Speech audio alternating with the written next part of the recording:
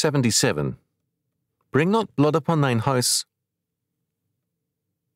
According to Deuteronomy chapter 22, verse 8. When thou buildest a new house, then thou shalt make a battlement for thy roof, that thou bring not blood upon thine house, if any man fall from thence. Flat roofs were then commonplace, and in the heat of summer, the rooftop was a convenient living area in the evenings. A parapet is required around the edge of the roof to avoid blood or blood guilt from an accident. It has been quite rightly seen that we have here a case law with respect to liability and responsibility. It was so understood in Israel and in rabbinic interpretations. In fact, a parapet of about 40 inches or over 3 feet became mandatory, and it had to be strong enough to take human pressure. The general principle was that no dangerous condition which could be a hazard to life and health should be allowed to remain around the premises. The same prohibition extended to animals such as a goring ox. Exodus chapter 21, verses 28 to 32, or an uncovered pit. Exodus chapter 21, verses 33 and 34. If an ox gored a person, it had to be killed. If the ox had been guilty of such behavior in the past and had not been killed, and it now killed someone, then both the ox and its owner had to die. However, if the owner kept the dangerous ox penned up, then the person who became gored in an instance of trespass was himself the guilty party. An excavation should be covered or fenced to eliminate liability.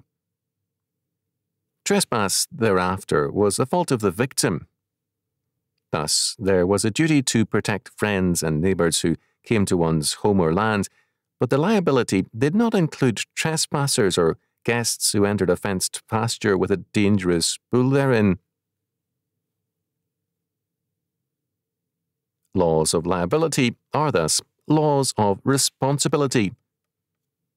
They declare that a man is responsible for his acts, his possessions, and for his failures, negligences, and omissions. To be responsible means literally to be answerable. Since it is God who gives the law, it means that we are answerable to Him for what we do to ourselves and to our fellow men, to our neighbour. Cain was thus answerable to God for his murder of his brother Abel.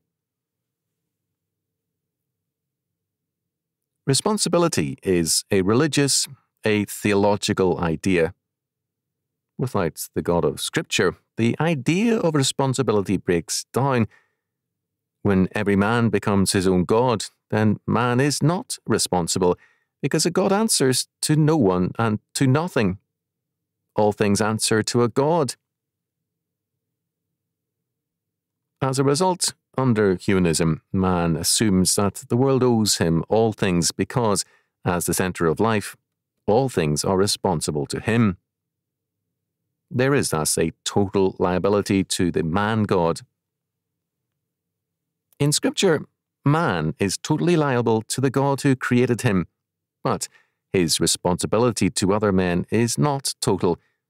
It is a legal responsibility, that is, one spelled out by God's law and therefore under limits. Legal liability in Scripture is a limited liability, but not limited in the modern humanistic sense, but in the biblical sense by the Word of God, God's law.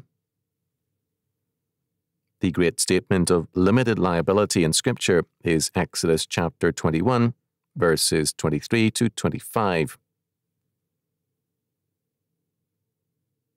And if any mischief follow, then thou shalt give life for life, eye for eye, tooth for tooth, hand for hand, foot for foot, burning for burning, wounds for wound, stripe for stripe. The limitation on liability which God imposes is a restraint on man. Man's desire for vengeance or man's estimation of his damages is restrained by God's requirement that the restitution or liability be commensurate with the damages. Because man sees himself as his own God, he puts an infinite value on himself. Humanistic courts continually award higher and higher damage awards in liability cases because of this fact. This is why Exodus chapter 21, verses 20 to 27 is so offensive to moderns. Scripture is here discussing slaves, apparently foreigners and unbelievers, and liability. The law here has two assumptions.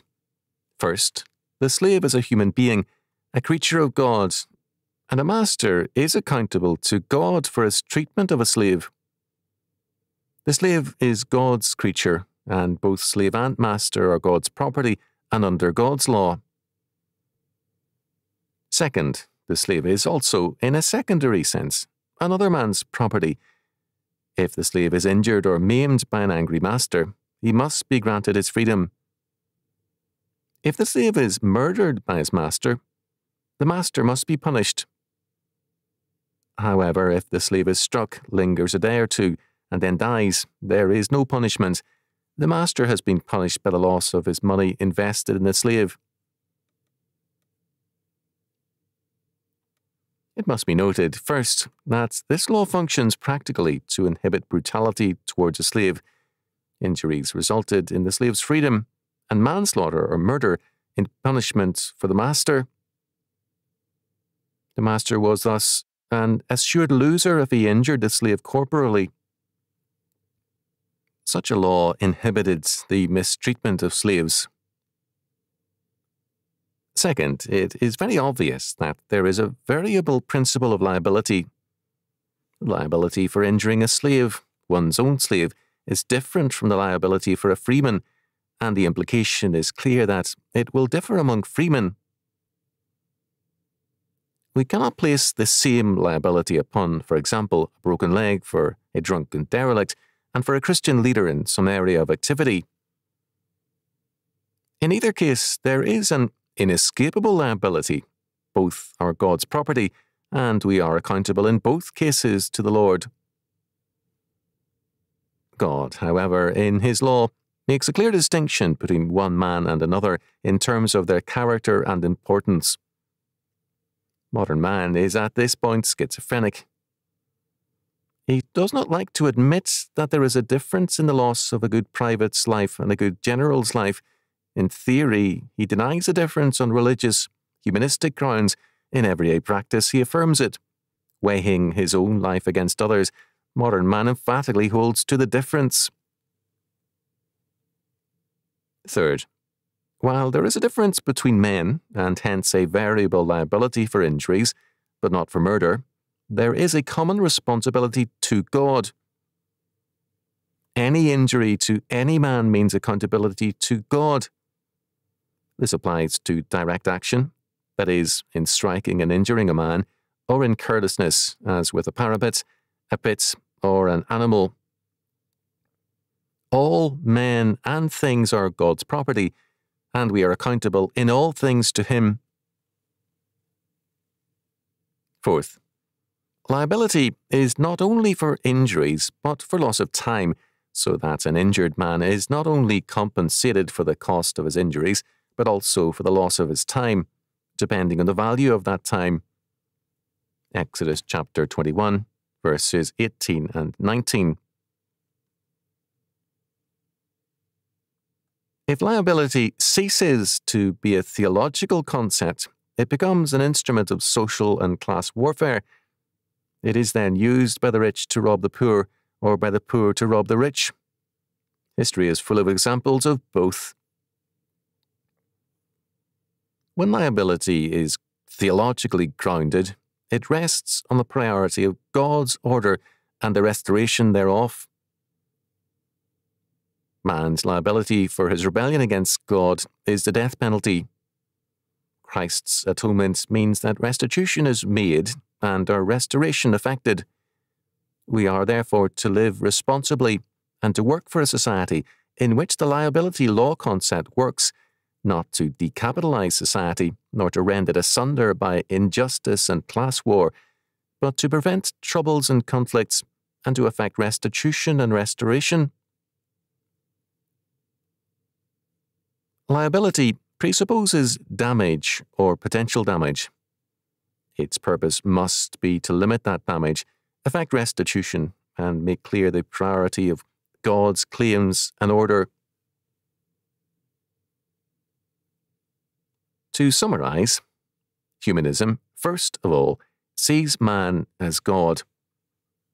God is not responsible, that is, answerable to anyone else. Others are responsible to a God.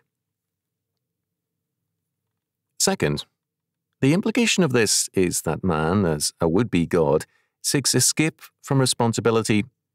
His goal is to have no liability.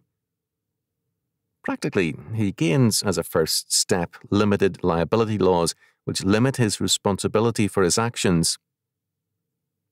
Third, because of his claim to be God, the humanist demands unlimited liability from others to himself. In fact, he sees the universe as totally liable to him. He demands all and gives nothing unless compelled to. The consequences of humanism's view of liability are legal and social chaos.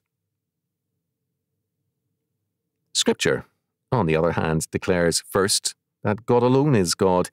There is none other, no other gods beside him. Second, the universe and man are totally responsible to the Lord. This means total and unlimited liability. Third, all liability to men is limited by God's law. We cannot set the limits of liability. This God alone can do and does, and Exodus chapter 21 verses 23 to 25 sets forth the basic principle thereof. Fourth, we can therefore make no limitation on our due responsibilities. God alone establishes the limits. Fifth, God alone establishes not only the limits of liability, but the nature of liability and responsibility. Man's way is injustice.